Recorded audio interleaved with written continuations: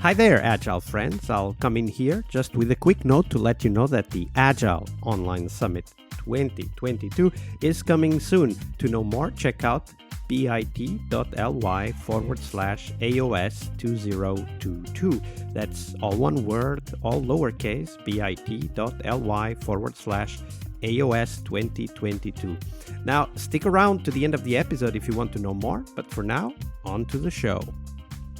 Hello, everybody. Welcome to our Team Tuesday. This week we have with us Allison Zimmerman. Hey, Allison, welcome back. Hey, thanks for having me. Absolutely.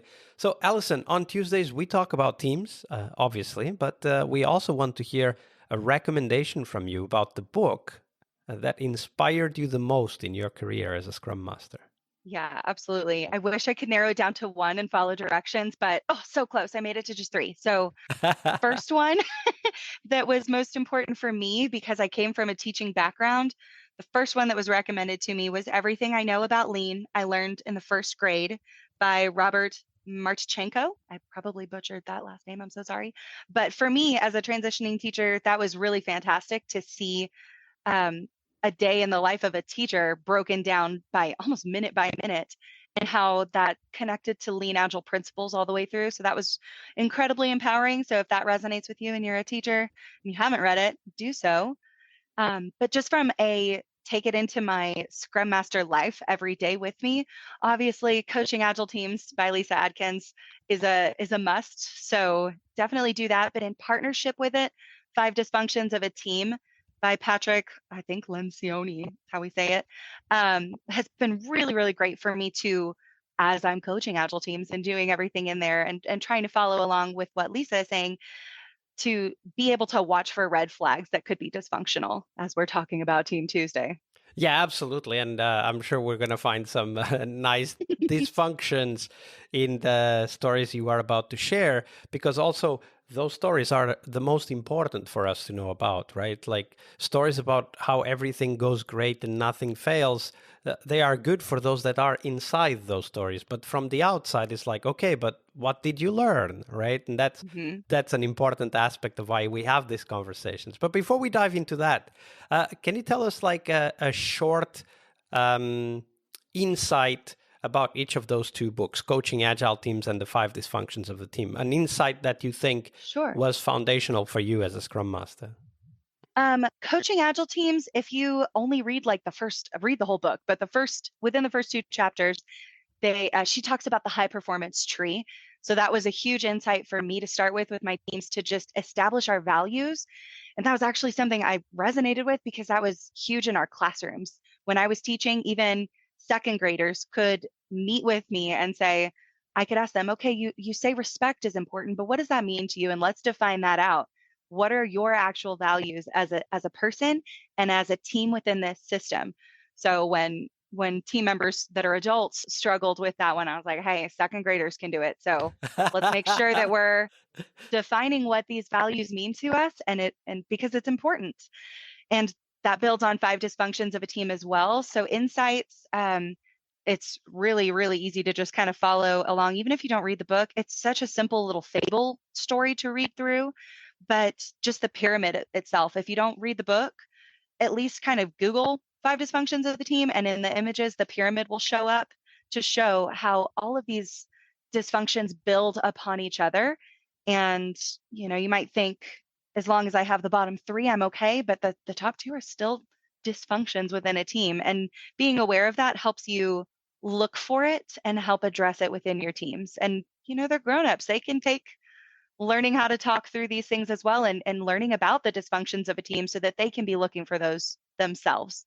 Absolutely. And that's actually a great point, right? Like these dysfunctions that Lencioni describes are actually patterns. They are behaviors that emerge, some immediately, like trust or lack thereof, but also others over time, like inattention to performance or results, right? Like it takes time to get to that point because obviously when we get started, we're just getting to know each other, and the results is not the first step for forming a team, but at some point, they become the most important thing for a team. Yeah, Absolutely. absolutely. All right. So let's dive into that team and let's see how many of those 5 dysfunctions we Sure. can spot in this narrative that Allison is about to share. So tell us the story of a team and walk us through the story of how that small little behavior or pattern Mm-hmm. developed over time and Sure. eventually led to problems. Right. Okay. So the top two biggest dysfunctions that these two separate teams were facing at the same time, it was so interesting, is the business didn't have a clear value of and a vision of what they wanted. So we got a lot of just give us pie in the sky and wishful thinking and anything you can build. Okay. So that was focus, right? We didn't have a clear focus and a vision from our business partners of what they wanted us to build. And then the second team dysfunction was the tech leads did not trust the team to meet their own expectations. So we had some hero complex kind of things that really created massive bottlenecks that we were our own impediment. And when you think about, let's start with the first one, this not Mm-hmm. having a clear focus or vision for the Mm-hmm. team. What did you observe were the consequences for the team from that lack of focus? Like, for example, in a planning meeting, what happened Mm-hmm. that kind of uh, was telling you was symptomatic of that lack of focus or vision? I think that it really made an issue with trust. So the development team, the agile team didn't really have, and with partnership with the DPO was frustrated with it as well. What do you mean by DPO? Oh, I'm so sorry. Excuse me. They call it like department product owner, but this is our, Okay. our product owner. Yeah, yeah. So business representation was even frustrated with leadership and the direction of the space, not really knowing where they wanted to go. And we got all the fun catchphrases like pie in the sky, or we're going to lift and shift, or whatever the newest little buzzword that means nothing is was being thrown around. So really what we did was we isolated ourselves and we're like, okay, well, if we know there's a customer need because we're talking sort of with the customers, we can see the tech that we're building for them. Um, but it was really, really hard to trust whatever was coming to us from a request standpoint when we realized, okay, you're just chasing whatever's shiny and new. So we did have that freedom because I didn't really know what they wanted to just go build what we thought was best.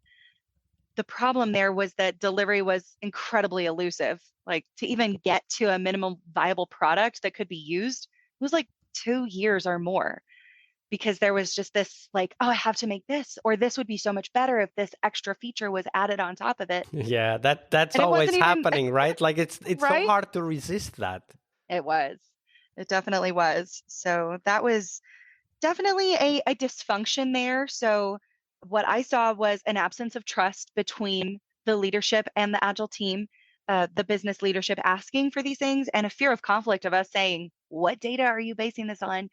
Have you talked to actual end consumers? Like what do they need? And how was the dynamic that led to this backlog ballooning and you looking at Mm. it and say, "Oh my God, we can only deliver MVP in 2 years from now." Like what was the dynamic that was causing that? I think it was a lack of urgency and definitely a lack of a commitment to our end consumer. So there wasn't really any sense of urgency. If you don't deliver now, what happens and what's missed out? And there wasn't really any focus on that and customer focus in the end. Absolutely, and that can actually help the team kind of spiral out of the real Hmm. world, right? Like a team can easily be caught up in an infinite number of technical and architectural questions Oh, yeah. because we know we need to deliver the best, and there's really no urgency to deliver. So Hmm. let's just make this perfect, and obviously Right. perfect means impossible or eternal, Right. right? Because there's nothing is perfect in this world. How about this tech leaders not trusting the team to deliver? Where did that come from, and how did it show? Oh, that was a hard one. Um, Part of it was probably the Scrum Master, that silly Scrum Master of theirs, Allison. Didn't catch that boundaries were not being respected. We didn't have those clear values outlined of just the basics of how we talk to one another and how we do our coding. Some of it, I think, started out small and sneaky as a symptom of this big ballooning backlog. So, really, since there wasn't a clear direction, we knew there was an elusive kind of vague need. We trusted the the tech lead who at the time was the subject matter expert for what the original, we were rewriting something that was already there and it was awful and a behemoth. And so we really, since she had so much knowledge in that, we were like, okay, well, you're going to lead us through this. And there wasn't a knowledge share or a knowledge transfer, I think could be the problem. Really what it led to was just this person was the center of all knowledge. And for that tool, to the point where as pressure mounted, because, a year and a half had gone by and people are starting to get a little suspicious, where's Yeah, all our money exactly. going for this, right? It took a while, but we did get there. There was that then pressure of, what was literally said to me, this is my team and my project and we will do it my way, cue that did it my way song. So what had happened was it was spiraling so far out of control that we were working well beyond the original boundaries of what was needed for the product without any communication with anyone. And, if that person would go out of town, that was the subject matter expert, they were gone for a couple weeks at one point, and it was just like, what do we even do? Yeah, And it was and actually there. that's a great example of how the team themselves, with the best of intentions, can start to rely too much on someone or some people, because it could be that, Right. it could be like multiple experts within the team as well. Right. It doesn't need to be only one expert, but because the team doesn't trust themselves, they put all the hopes and expectations on others. It's like, for me to succeed, you have to do the work. Yes. You have And to lead me. obviously that's not sustainable over time, because No. everybody's got, ups and downs, and not everybody can be performing 100% of the time. And if the Right. team isn't ready to carry their own weight, it's one person is not going to save them. No. And I can see how that's like intoxicating to be that one person that is like, oh, people are coming to me. And I think it's important for us as leaders within the team and as scrum masters to see that happening and maybe pull that tech lead for a one-on-one and coach, like, what would happen if you just let them decide and let this What's team the try worst thing and that could happen? right? So we have to, in our teams, create a space of trust where we're comfortable with perceived failure. Even though it might not be the way the tech lead might have done it, can you trust your team to come up with a simple but elegant solution and partner with that together, rather than just saying, thou shalt do X, Y, Z? And, so part of that is on the rest of the team members that aren't technically the subject matter expert, for us to coach them to be like, hey, what would happen if you make a decision? Like, build it and let's see. That's why we're checking daily in our stand-ups. Let's see how's it going for you? How, like, we review each other's work rather than just trust the tech lead to lead you through it all. Partner with them, be a leader on your team as well. And so part of it's on those that don't consider themselves a subject matter expert on a space. And the other part of it's on us coaching that subject matter expert as well to, yes, you have all the knowledge and we trust you and you are leading us. Could you trust your team in humility to try? Or if you really feel strongly, and this is going to break all the things, bring them alongside with you and coach them through that as well. Yeah, absolutely. Because everything is a journey, including the knowledge transfer you were just talking about a minute ago. Allison, that was a great story. Thank you for sharing that. Yeah, absolutely. Hi there, Agile friends. Thank you for sticking around to know more about this year's Agile Online Summit. The summit will have 4 keynotes and 4 tracks you will not want to miss. The keynotes will touch on critical topics for us, from delivering on time to helping you to focus on sustainability.